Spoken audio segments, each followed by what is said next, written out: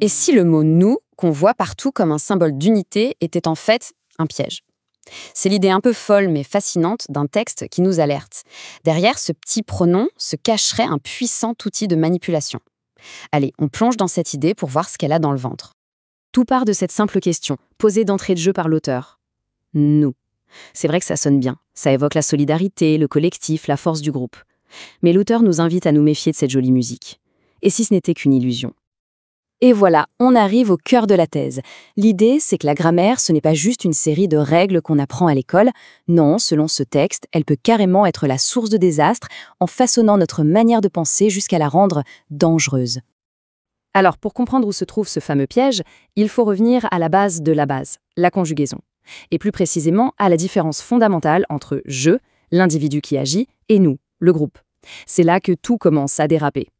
Pour bien nous faire saisir le mécanisme, l'auteur a une petite astuce. Il invente un verbe qui ne veut rien dire, le verbe « roger ».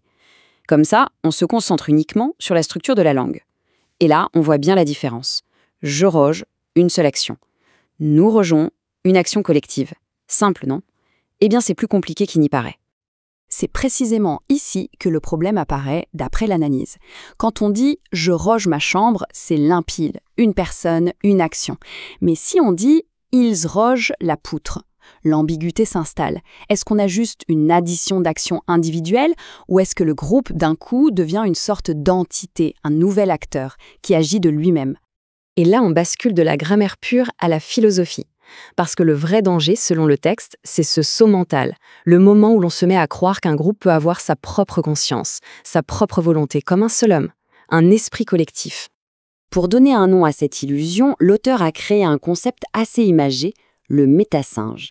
C'est cette espèce de créature fantôme, cet esprit de groupe qui n'existe pas vraiment, mais que le pluriel nous pousse à imaginer. C'est le mirage créé par la grammaire.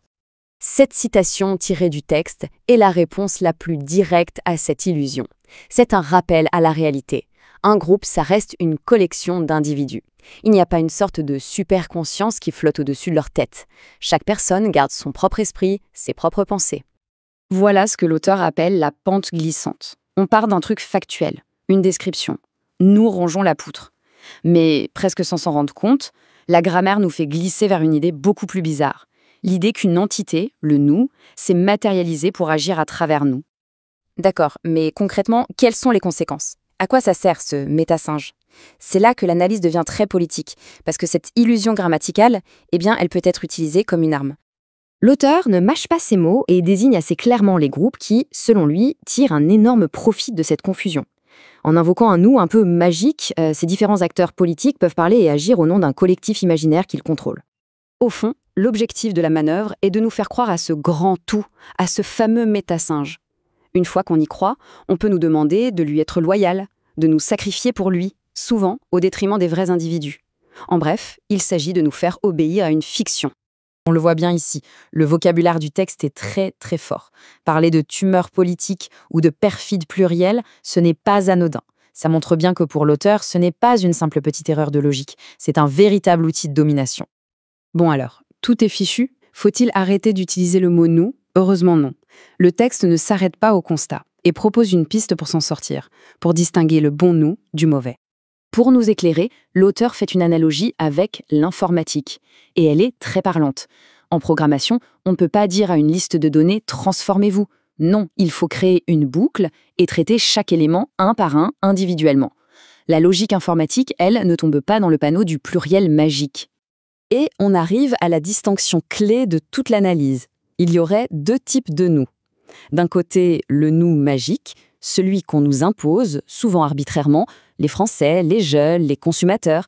Et de l'autre, le nous volontaire, celui qu'on choisit, celui qui est formé par des individus qui ont consciemment décidé de faire partie d'un groupe. L'exemple du nous magique, c'est ça. Quand on dit « les Canadiens pensent que », on tombe dans le piège. C'est une catégorie administrative, une généralisation. Personne n'a jamais signé un contrat pour devenir les Canadiens. Pour l'auteur, ce genre de raccourci, poussé à l'extrême, est dangereux. Et tout de suite après, l'auteur nous donne le contre-exemple parfait. Quand Lemmy Kilmister de Motörhead disait « oui à Motörhead », il parlait d'un groupe très concret. C'était lui, Fast Eddy et Filthy Animal, des gens qui avaient choisi de jouer ensemble. Ça, c'est un nous volontaire, un nous qui est réel et donc légitime. Finalement, tout nous ramène à cette question essentielle. La prochaine fois qu'on entend le mot nous, que ce soit dans un discours, une publicité ou une conversation, on peut peut-être s'arrêter une seconde et se demander qui parle au juste? Un vrai groupe d'individus unis par un choix? Ou bien est-ce le fantôme du métasinge qu'on essaie de nous vendre? Garder cette question en tête, c'est peut-être déjà le début de la solution.